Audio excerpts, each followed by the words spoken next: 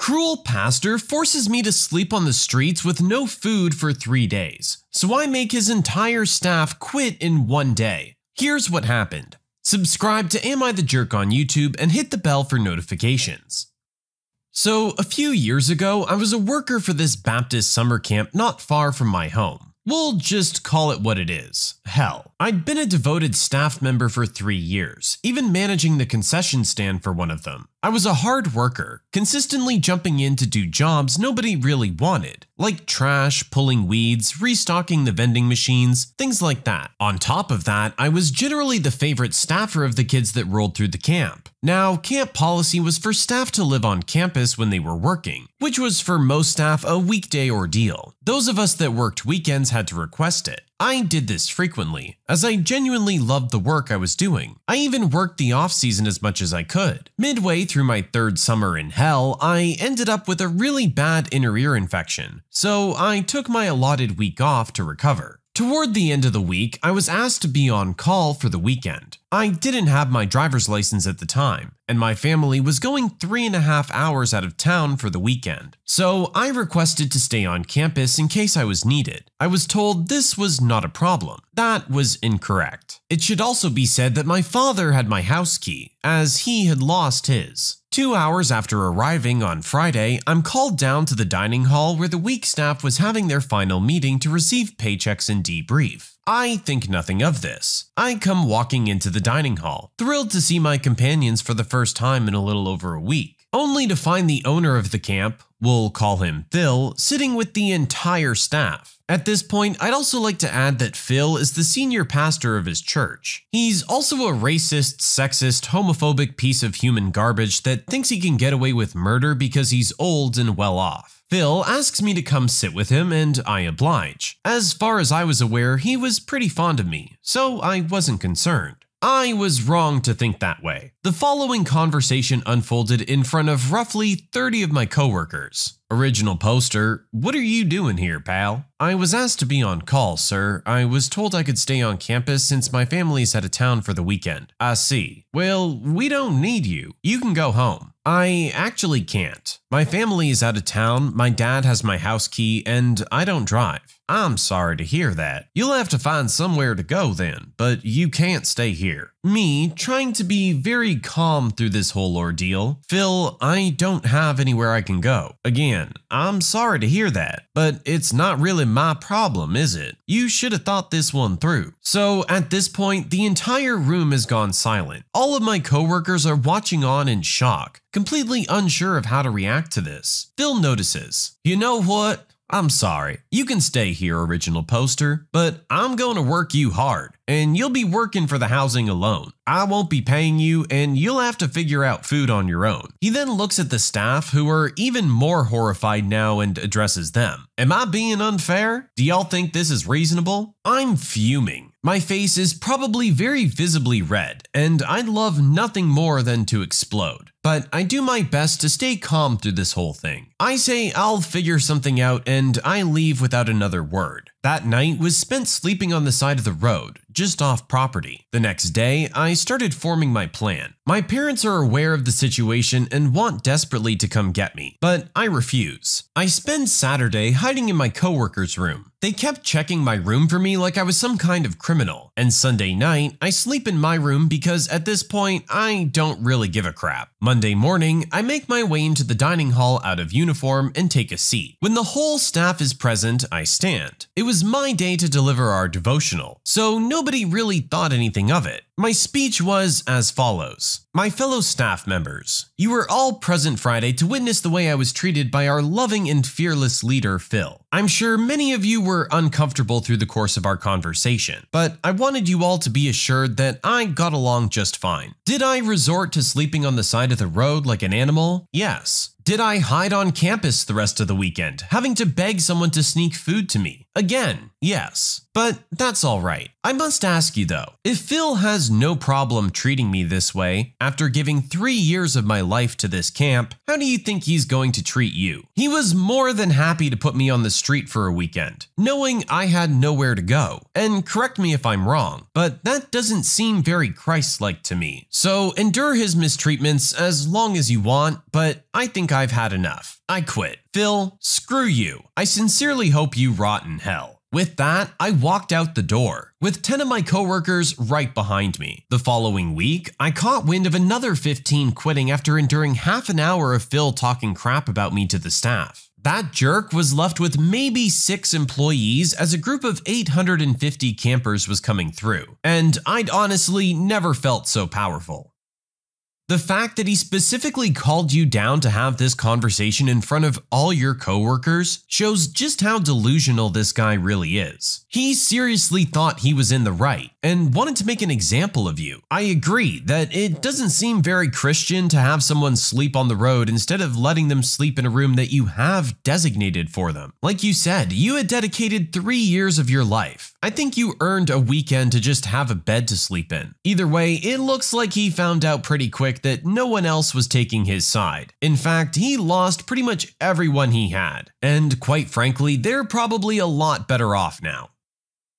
There's a good reason why you should never pick up hitchhikers. A few years back, I was driving to a party with some friends from my house by myself. They lived about 30 minutes away, and it was around 10:30 at night and pitch black. So I'm driving down the road and I see a man on the side of the road with a small white sack. Down the road, there's a white car with the door open. As I pull up, I roll down the window, and he says his car broke down. His hair is greasy and long, and he looks a lot like the residents of that area. Farmers, mechanics, and things like that. So I picked him up, as he wasn't too much bigger than myself. He was about 35. So I ask him where he's going, and he says in town. Away we go. I started taking pictures, and he's a bit weird. So I eventually stopped bothering to make conversation. Every so often, he shifts his position and there's a clatter from the bag. He said he needs to arrange a ride when he gets in town, and wonders if he can use my phone. I reluctantly give it to him, my brand new iPhone. He calls someone and starts saying he has some GPS for sale. His bag shifts, and I see he has radios in his bag. The broken down looking car he said he owned, he had just stolen the radio from, and he's trying to sell them while in my car next to me on my phone. So I say, hey, dude, when you're finished with your call, I need my phone back real quick. Cool as a cucumber. I want to make him think I'm really stupid and I'll take him wherever. So we get about 10 minutes from where I'm going, and I know I have to get rid of him. Hey brother, I need to make a call really quick so I can get into my friend's building. He reluctantly hands the phone back to me, and I make a quick fake call and chuck it in the door pocket where he can't get it. So I ask him again since we're in town. He says, wherever you're going, you can drop me. I scan him really quick to see if he has a knife. So I slow down and stop when I'm satisfied he doesn't have one and say, here you go dude, I'm just going up around the corner. He's like, nah man, you can drop me there. So I finally lost my cool, snap over, push his seatbelt button and yell, this is where I'm dropping you. Get out. He looks at the pocket where my phone is, then back at my face, and says, alright dude, whatever. So I squeal my tires when I pull off, call him a piece of crap, and immediately call the police. A couple days later, I see a piece in the paper saying they caught the jerk and that he was wanted for murder.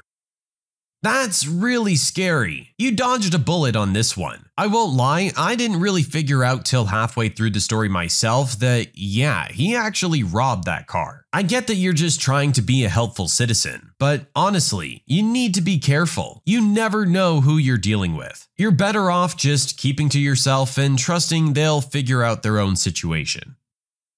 A coworker stole my wife's phone and then tried to sell her old one. For a bit of background, this happened quite a few years back. Smartphones were just starting to get cool, and HTC released the first Android phone, the G1. I got one for myself and one for my wife for our anniversary. It was her first non-flip phone, and she loved the keyboard. We worked together at a clinical lab running people's blood work and such. This is actually how we came to know each other. I called in sick one day and my wife went to work without me. While I was crashed out on the couch feeling miserable, I get an email from her phone. I had installed an app that reports home with all kinds of useful information when the SIM card gets switched out. Later, when my wife got home, she asked me if I had seen her phone, thinking she had forgotten it at home, when it was actually stolen from her purse at work. A few days later, I'm over my illness and back at work. Knowing the phone was stolen, most likely by a coworker, I decided to play dumb and talked very openly about how forgetful my wife is, saying things like, "This is the third phone she's lost." I struck up a conversation with a girl that had been rumored to have sticky fingers. Other ladies at the lab suspected her of taking money from their purses, but nothing could be proven. It had gotten so bad they had to install small lockers for everyone. So after a friendly conversation with her, she offered to lend me and my wife her old sidekick, as she had recently gotten a new phone and wasn't using it. I thanked her for her kindness and asked her if we could talk more over text. She gave me her number and I checked the email the lost phone had sent days previous. Of course, the number associated with the SIM card that was put into my wife's phone matched the suspected coworkers. I continued to play dumb and let her kindly loan me the sidekick to replace my wife's lost phone. She even offered to sell it to me for cheap because we're friends. I let it sit for a few days, and when she began asking me for money for the phone she'd given me, I laid it all out over text message. I informed her that I had proof of her taking the phone, and would go to HR if she didn't return it. Of course, she denied the theft at first, but agreed to all my demands and eventually admitted to having the phone, which she would return on condition of my silence. Once my wife's phone was back in my possession, I presented all the transcripts and relevant emails to the lady in HR that I was most acquainted with. After getting my email summing up the events, she asked me out to lunch so I could give her the whole story. She was very excited to be a part of it. Well, a few weeks went by and nothing.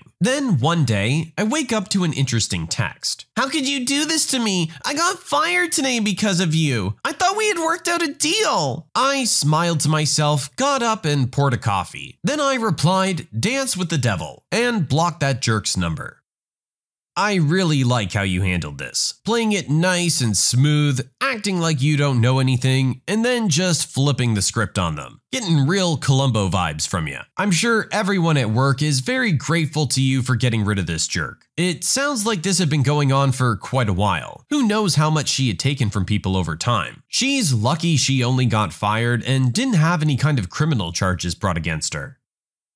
My sister-in-law won't stop yelling at my brother for getting her pregnant, referring to herself as a whale. My sister-in-law is pregnant with their first child, and I get pregnancy is hard, but for the last few weeks, she's been lashing out at my brother non-stop, and you can see he looks visibly stressed out now. She's done it in front of our family and her family, but nobody ever defends my brother or says anything to her because they're all excited about the baby, so they're treating her like a queen who can do no wrong. Now, I love my sister-in-law, and we're like sisters since we grew up together, which is why I felt comfortable telling her to stop. I spoke up after she started yelling at my brother for making her into a whale. He kept apologizing to her, and everybody was coddling her and telling her how beautiful she was and how she didn't look big at all. When we were alone, I told her how she was behaving unfairly and treating my brother badly and stressing him out. I thought she took it well since she said she knew, but apparently not, since she started crying to my brother. Everybody's treating me like I'm the devil now for making her cry. My brother told me to stay out of his marriage and to mind my own business because I didn't understand what she's going through, and he said I was causing her stress. I tried to explain that I wasn't trying to hurt her, but I felt like she was being mean. But it hasn't helped the situation. Am I the jerk? Just because you're pregnant doesn't mean you get to stop being a decent person to the other people around you. I don't think you did anything wrong in speaking up for your brother. It sounds like she was being incredibly unfair. And if you really felt that he was getting to that breaking point of being stressed out, it's okay to speak up. He's not going to. It's his job to stand by her and do exactly what he did. I'm sure deep down he appreciates the gesture, but everyone's just focused on your sister-in-law's well-being right now. I think with a little bit of time, this will blow over. It doesn't sound like you were a jerk in your confrontation of her. She's probably just really emotional about everything right now, and that's why she's snapping at your brother and crying because you confronted her about it. Just give it some time. Everything will be fine. My entitled friend refused to wear a seatbelt, so I refused to drive her. I, 22-year-old female, joined a hiking group a few months ago to make some new friends. There, I met this girl named Reese who's 23. We share a lot of the same interests and we became pretty good friends. For the past month or so, Reese has been on the hunt for a new job since her current one has abysmal pay. She finally got an interview, but about 4 days ago, her car broke down and she had to take it to the shop. Because of this, she asked me to drive her to the interview, and I agreed since her apartment and interview site are both within 15 minutes of my apartment. On the day of the interview 2 days ago, I drove to Reese's building and she got in the car and everything seemed okay. However, when I was pulling out of the parking lot, I noticed she wasn't wearing her seatbelt. Since I'm uncomfortable driving people without seatbelts, I asked her to put it on, thinking she just forgot. But when I asked, she told me she doesn't wear seatbelts. I immediately stopped the car and told her she needed to put it on and the car would not be moving while she wasn't wearing a seatbelt. Reese got upset and said that her uncle died in a car accident because he got twisted up in his seatbelt and wasn't able to get out of the car before it exploded. So she doesn't wear a seatbelt for safety reasons. I felt terrible for her, but I stood firm and said I didn't want to get a fine for her not wearing her seatbelt. Furthermore, if we got in an accident and she got hurt because she wasn't wearing her seatbelt, I wouldn't be able to live with myself. Reese only got more upset and said it was only a 15-minute drive and the chances of us getting into an accident are so low, so it doesn't matter. She also said she's a grown woman and I can't control what she does. I said that's true, but I'm also a grown woman and I can choose whether or not I want to drive my car. And if she wasn't going to wear a seatbelt, I wasn't going to drive her. We argued for a little bit more before I told her she can get an Uber if she feels so strongly about it. Reese called me a jerk and got out of the car, and I just left. She later texted me and said she ended up being late for her interview, and now because of me, she wasn't going to get the job. I told her that all she had to do was put on a seatbelt and that she made herself late. She responded that I wasn't being understanding of her trauma and that I'm a controlling jerk. So now I'm having second thoughts. I don't know. Should I have just bitten the bullet and driven her?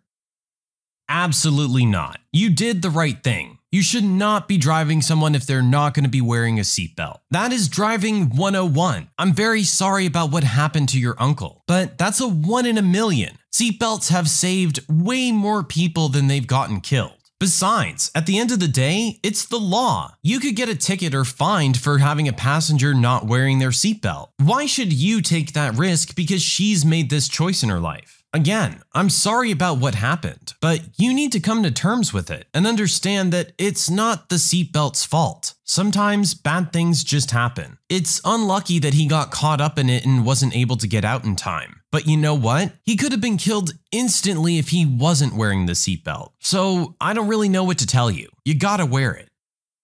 When you subscribe, make sure to hit the bell to turn on notifications. Put the playlist on in the background to finish listening to all the stories, linked at the top of the description. And if you like Am I the Jerk, give Am I the Genius a shot, linked in the description as well. Either way, thanks a lot for watching, and we'll see you guys next time.